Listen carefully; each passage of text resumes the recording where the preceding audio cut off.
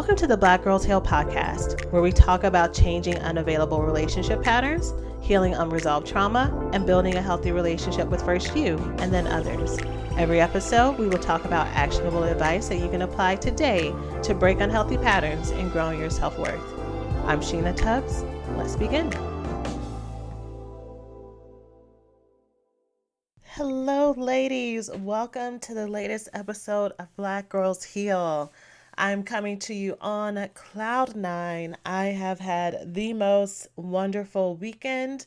I have spent it in Atlanta with the wonderful Maya Elias at her Impact Weekend, and I am feeling just so blessed and rejuvenated. And I'm actually recording this the morning of our last day. So I have a whole more full day of connecting with amazing women who love God, love helping people, are loving themselves. And I'm just feeling so blessed that I get to come back, give you some of that good energy, especially in time for Valentine's Day, which, I've been hyped about.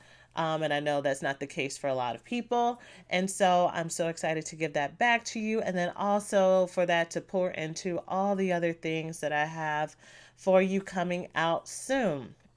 Now, I have a special announcement though before I get into this podcast episode, which is the label does matter. So I'm about to mess up somebody's Valentine's Day. But that's okay because I'm doing it out of love.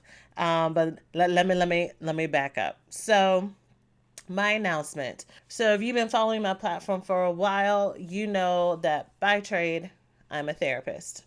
That's probably why a lot of you follow me. That's probably why a lot of you really believe what I have to say.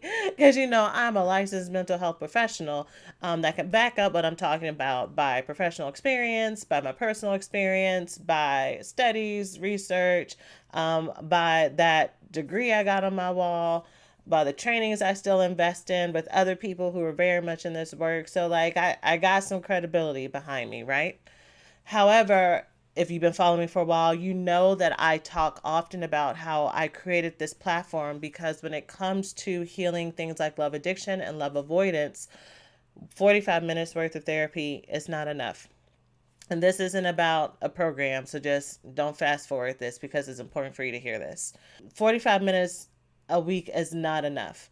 I've talked about how when I was going through my own healing journey with this, I invested in some really amazing therapists that helped me the best that they could, and I was still struggling and walling out in between. And the 12-step program that I was in around this was helpful, but I was still doing what I do, or doing what I did, which for me meant self-medicating my trauma through unhealthy relationships with people. Now I was aware, now my eyes were open. I knew what I was doing, but I was still struggling a lot longer than I needed to. And there weren't enough resources out there, really, except for a couple of books that spoke to this. And so I had to create my own system. And part of that system knew that women needed knowledge, education, community, accountability, support, tools. We are smart ladies. Many of us, if you tell me what to do, I'll do it. I'm tired of suffering. I'm tired of feeling low. I'm tired of going through this circle, right? And I've been saying that and saying that and saying that. And I decided that I am going to put my money where my mouth is. And so I have now closed my therapy practice. So if any of you are my clients in Houston, don't worry. You have not gotten an email from me because we're still cool.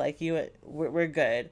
But I'm no longer accepting anybody new into my practice because I believe that the best way to beat love addiction is exactly what I've been telling you on this podcast, is what I've been telling you in masterclasses, is the tools that I've created, that if you want to not struggle as long, you'll get there. I got there, right? So this isn't me saying that anyone who goes to therapy is never going to rebuild their self-love or have a healthy relationship or recover. Anyone who's in a 12-step program is never going to get there. That'd be foolish because That would be very foolish because that's why I'm talking to you right now because I did all those things. What I'm telling you is that doing those things makes the struggle longer. And by effect, it makes it more expensive. It makes it more expensive money wise, as far as the money you're investing in professionals to help you, the amount of time that it takes to get the true impact of what you're asking for, your time, your suffering, wondering if you text your therapist in between sessions, if she's really going to answer your question or if she's going to give you a wraparound and say the runaround and say, hey, let's follow up about this next session when you're like, but dude, like, please just just answer my question. Not really being able to find the right community, just having like a quick, just needing that quick structure and plan. Like I've again ad nauseum, I've been there. So I have said I'm no longer taking women into my therapy practice because even though I think women who have been here in Houston have been so excited to be able to meet me face to face and come with me, I'm still like, we only got 45 minutes, sis. And especially if you're someone who's coming twice a week. And I can't go through all the materials that I give people immediately when they work with me online via my coaching and my programs that helps them accelerate their time. Like we have confines in our relationship. So I'm done with that. Now that ready access for every woman who needs it is now going to be a full part of our programming. So if you're in Houston and you're like, oh, I'm in Houston too, let me Google her. You can Google me, but I'm going to tell you I'm not accepting any more clients. And to go to the website, go to blackgirlsheal.org and click on work with me. And that's how we're going to get started. And so the ways that you can work with me is our recovery school. Our recovery school it is literally, y'all, even though I just said I'm retiring my therapy practice, it is literally built to be like an online treatment center program for women who are recovering from unresolved childhood trauma, who are unlearning their habits of love addiction, who are in a coupleship, a healthy coupleship, and they are trying to learn how to connect to inner child work. It is a whole community, y'all. Like I can't I'm not going to take the next 10 minutes talking about how amazing the recovery school is going to be because I absolutely could. But in short, we are going to help every woman recover with every one of her pain points, every one of her goals. Every woman gets her own special onboarding session for us to talk through while you're in the program, one on one, not in a group, not in like a lot of groups where it's like, hey, come and join and have this group orientation. No, this is a one on one thing just for you where we talk about what it is that you want to work on. Then every month, every woman is going to get a one on one momentum call where you get to talk with a coach, myself or another coach that we have in the program, to help you get unstuck, to help you have direct questions or a direct reply to the questions that you may have, in addition to the weekly group calls that we already have that a lot of women have told me that they love because they hear what other women are going through and they learn and they apply it to themselves. Healing community is like vital. I don't think I've said this in the podcast recently, so let me say it now. If you are here because you want to learn how to heal from love addiction and love avoidance, you are not going to get it by just listening to my podcast episode and doing it on your own. The reason why you're struggling with those things is because that is an intimacy disorder. There is difficulty with for you in opening up and sharing your full self. And it goes on two different extremes. Either you share too much with people or you don't share enough. Or you share just the right amount, but you do with people who are unhealthy. Whatever it is, there are some blocks around it. And part of you getting healthy is building healthy community filled with vulnerability, filled with honesty, filled with the right feedback that you need, and it's just part of it. Like I can't give you a formula that's going to help you learn how to solo dolo this because it just doesn't exist because that's not the core root of your problem. And then in addition to all that, my proven tested curriculum of women who of programs to help women through all the issues that come with unresolved childhood trauma, love addiction, love avoidance, and love anorexia, which I will be doing. I've been telling you I'm going to do a podcast episode on love anorexia. It is in the works. I just want to make sure that it is the right episode, or I do it justice. So it keeps getting pushed back and pushed back and pushed back, but I haven't forgotten. But these are the things that have helped me graduate some of my ladies. I told y'all last week. Did I tell you last week? Or was that in the Facebook Live? I'm getting my days confused. But just at risk of repeating myself, I recently graduated some of my women from my programs who have been in it to win it with me. And they are now dating healthy men. And the other one, so one is dating a healthy man after having all of her avoidance issues.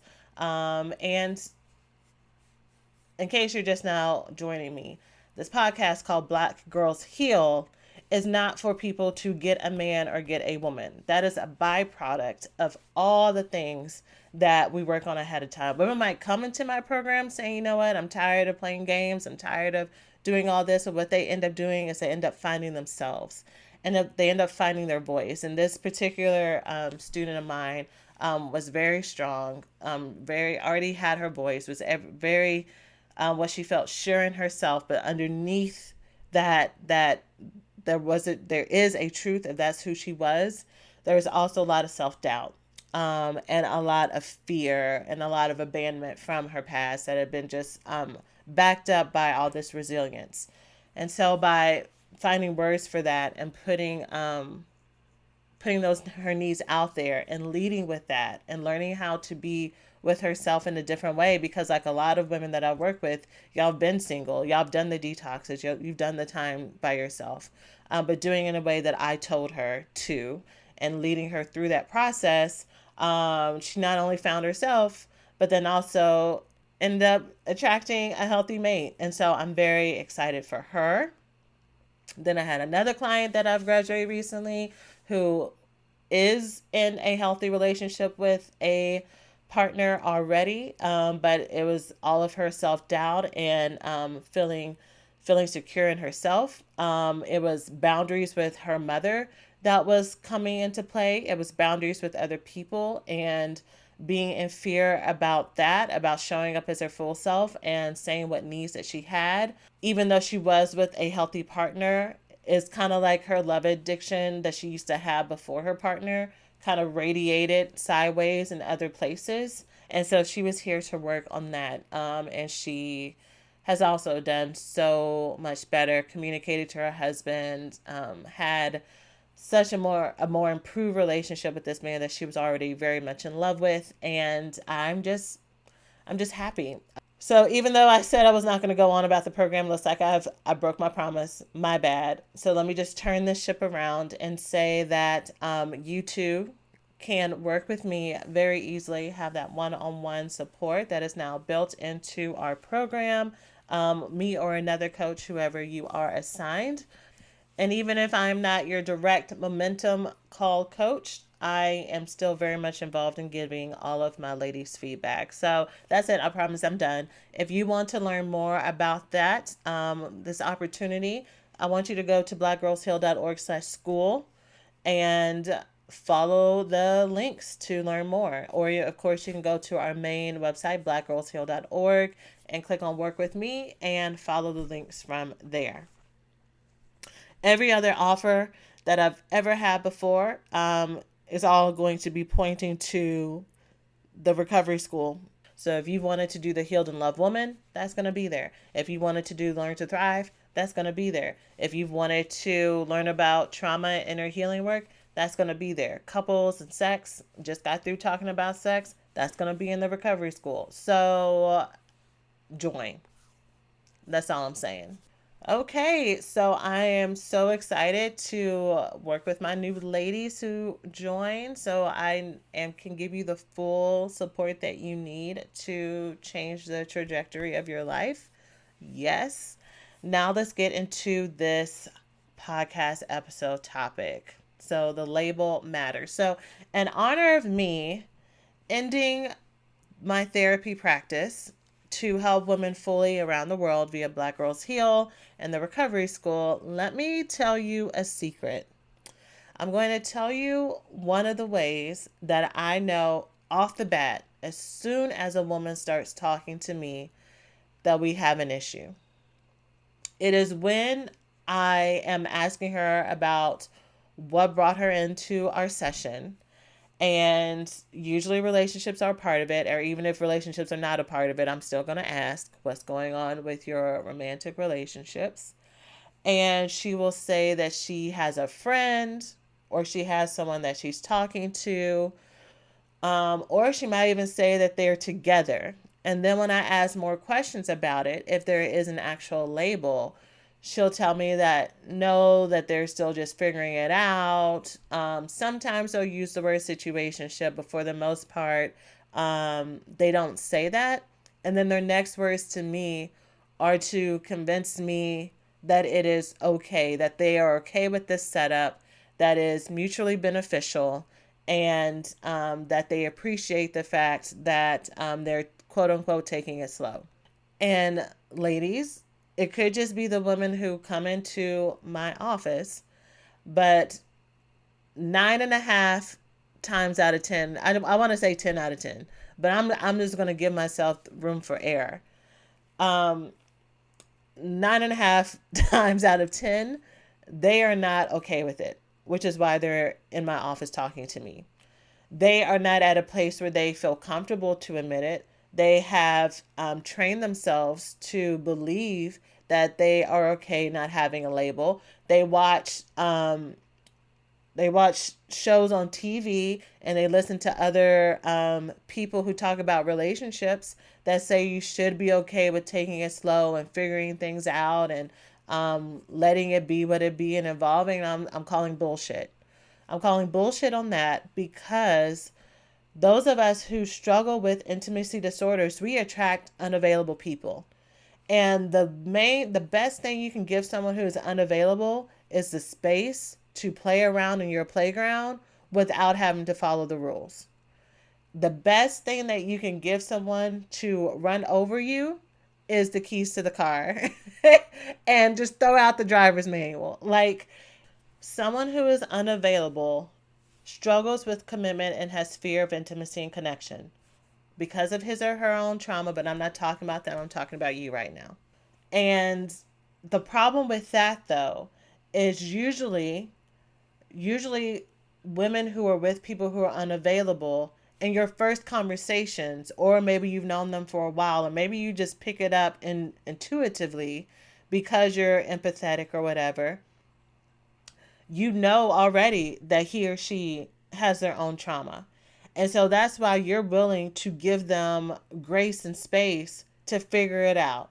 You understand empathetically that the reason why it's hard for them to claim you as girlfriend, partner, whatever, is because they have had their own pain, because they're still learning how to figure this out, because they've had some trust issues before. And so you believe that if I push them, then that is going to scare them away. And also, again, you have the supplemental info that you just need to be chill and just focus on you and work on you. And by working on you, that means that you lose boundaries and expectations for the people that you're dating. And I'm telling you right now that that's the worst mistake that you can make. And it's the worst mistake that you can make is because, like I was saying before, the women who come into my office, the words that they are using are the words that they are trying to convince me and also themselves that it's okay. And this is where we start our re-traumatization of where we deny what we want because we're trying to respect and esteem and give more credence to the desires and wants of other people. Just like before, where we've always put our needs and our wants on the back end because it wasn't comfortable for somebody else or needing someone else's permission to claim what we want, we're doing it right here before he or she ever even claims us, right? And if we do that enough times, we become numb to that. That's where the self-doubt of maybe I'm asking too much, or is it me, or am I just being jealous, or I just need to focus on me. And that's, and a real talk, that's why so many of us, I talk about how my desperation pre-healing was escalating. It feeds that desperation monster, because you're gaslighting yourself. You're gaslighting yourself because you're saying, because you know what you want, and you're trying to tell yourself that you want something different, or that you don't want what you want.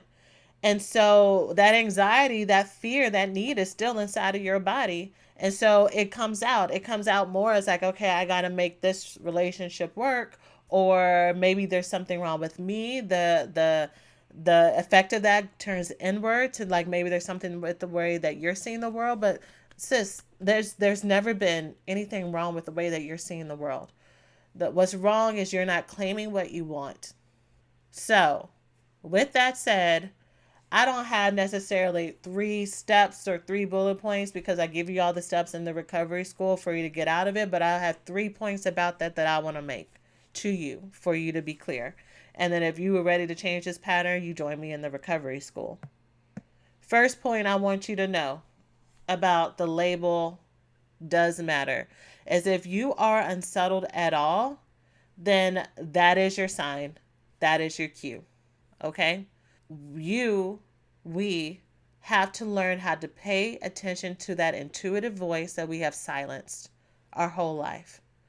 If you know that for you to feel emotionally safe, you need to be in a committed, clear relationship that's not different behind closed doors, that you get to meet his friends and family, that he takes you there and he claims you as his girl, as his wife, as more than just his friend, then that is okay. That is what you need to feel emotionally self. He might not need that. Okay, but that's him or that's her, right? I don't think that no, I was about to take that back. I was about to say, just so I'm clear, so you don't think, so you're not wondering what I was about to say. I was about to say I don't think that happens in my problems with in my in relationships with my lesbian clients, because there is so much of the culture of like, when two women meet each other, they for the most part tend to move faster than maybe in other relationships. But no, that's not the case. I have several clients who are very avoidant and they will date women as long as they need to without ever claiming them, never saying that they're actually dating, right? They're just hanging out and having and being friends, but they're sleeping together, going out, she's paying, like, but y'all are just friends. I don't, and I'll tell her, girl, you're not just friends. She's catching feelings. She's going to catch feelings. She's like, well, I told her what I can give, and I told her that I'm not ready for a relationship. And I'm like, but yeah, let me go back to my neutral language. They might not need that label and title and commitment and that need to be chosen, but you do. You have needed to be seen, validated, affirmed, and chosen since you came out of your mother's womb. Okay? It's just a basic human need. And it's okay that you still need that as a 25, 35, 55-year-old woman. That doesn't make you any weaker. That does not make you have mean that you have lower self-esteem. It is just part of your emotional safety package, right? And of course, I'm speaking to women who are wanting to be in monogamous relationships. If you are polyamorous, this does not necessarily apply to you. But I will say that I have had several women that I've worked with before kind of have wonderings around this fact that like maybe they are broken because they are not polyamorous, but the person that they are with is. And I'm like, no, no, it's just that y'all want to do relationships differently. And you do not have to make it work. Like, this might be a wonderful person, but there is another wonderful person out there that wants a monogamous relationship. And it's that fear and lack mentality that's getting in the way. That fear of there never being enough, or things don't work out for you, or you're wounding. Like, there's a million different combinations that I'm not going to get into again for the sake of this podcast episode. But that's what's feeding it. So the first thing, just as a recap, that I want to say is, if you feel a little bit of like, nah, bro, like I need to know if we're what we're doing, and I don't want to keep waiting however long we need to wait, right? And this isn't necessary for a ring, but for some people it might be a ring. For some people are like, I don't want to get married. I don't like the what marriage represents, but I for sure want to know that you and me are in this together, and there's nobody else around. Like if that's you, that's fine. But I'm just saying for you to be clear about what you want, which leads into the next thing that I've already kind of touched on, is that it's not your responsibility to wait on someone else to do the work. If I meet someone and I think they're wonderful and I think they're great, and they have a history of trauma, and they just got out of a relationship where they were burned before, or their mama and daddy didn't work out, or their mama left them when they were little, or they just had some death in the family, and so they're not ready to commit, or they just broke up out of a long-term marriage, or whatever it might be, whatever they're telling you, and that's the reason why they cannot commit right now. That is not your responsibility to wait for them to decide to go and do their work. Okay? They are a grown person in charge of their own emotional healing. You do not need to be there to be like the magic prize that if they actually do the work, that you're here just waiting for them. I see so many women who try to kind of use themselves as the incentive and try to love someone through their avoidance issues, and that's not what you're doing. You're enabling their avoidance issues. They get to stay exactly where they are, telling you the exact excuses that they've already told you, and you're still going to give them everything that they need and they want and nurture them until they start to resent the fact that you're trying to be so close to them because they have avoidance issues, right? So here's what you can do. This is not me saying for you to not date anyone who has issues, because none of us would be together. I got issues. My husband got issues. My friends who are in the healthiest relationships ever, they all have issues. That's not the extreme that I want you to jump to. What I want you to have as a standard is that you can have your own problems and issues, but you got to be working on it. And for you to be in relationship with me and have access to all of this: emotional nurturing, physical nurturing, sexual nurturing, mental nurturing, spiritual nurturing as your woman, or as a woman who does woman stuff, girlfriend stuff, partner stuff, you have to be able to be committed to me and meet me in these places. These are the prerequisites to loving me. Maya Elias, the woman who's over the conference I'm at right now, gave the most amazing quote at the beginning of our weekend that is perfect for this.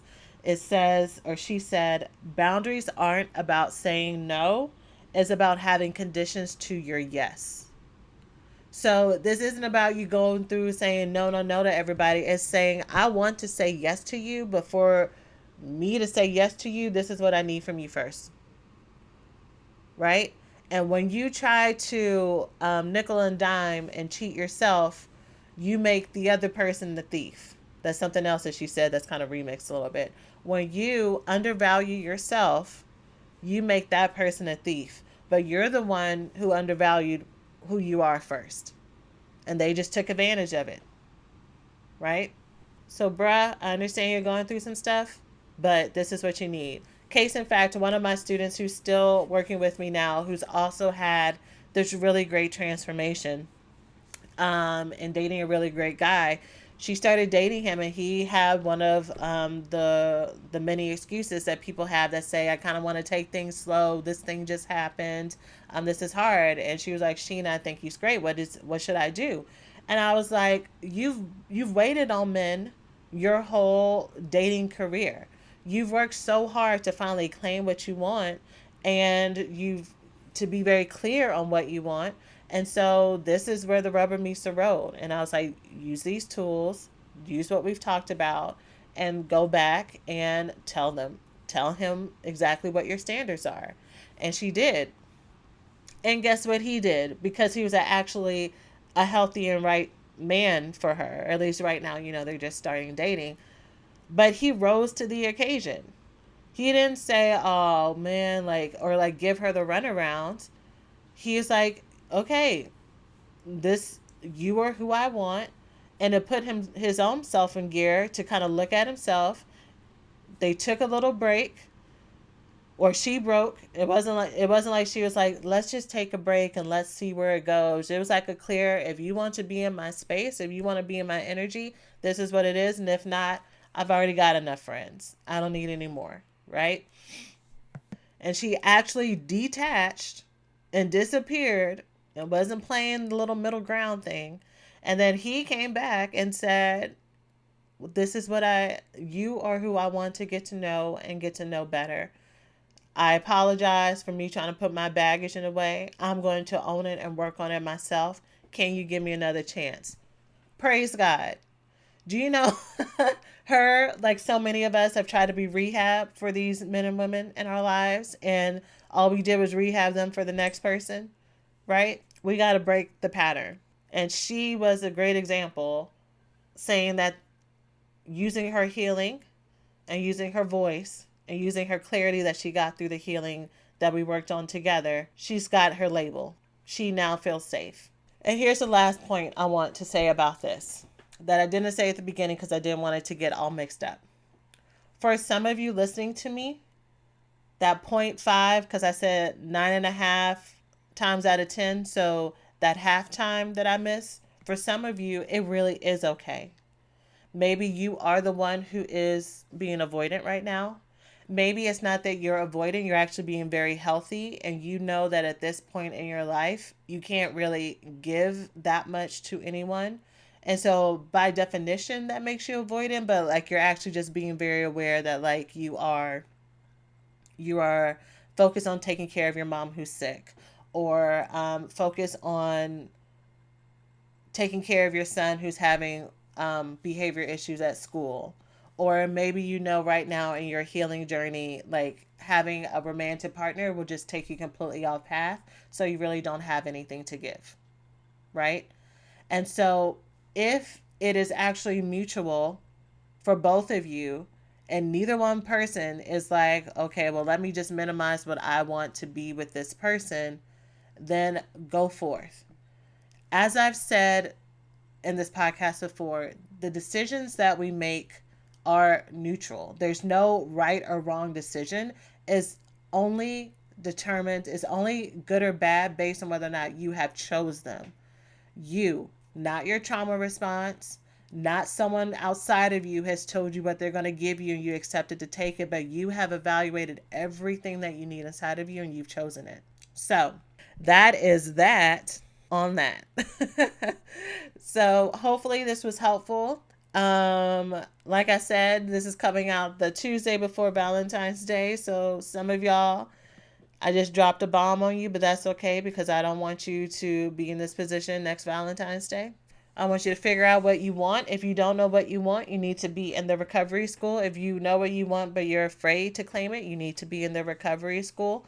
If you're in a healthy relationship and you are having other ways that is you're struggling to own what you want and to say what you want, you need to be in the recovery school. And you can join me by going to the recovery school. No, well, actually, you can. You can go to therecoveryschool.com. I was trying to wait until I was sure that the doors would be open, but you can also go to blackgirlsheal.org/school, and either one of those links will take you either to the wait list or to the actual website when the doors are open.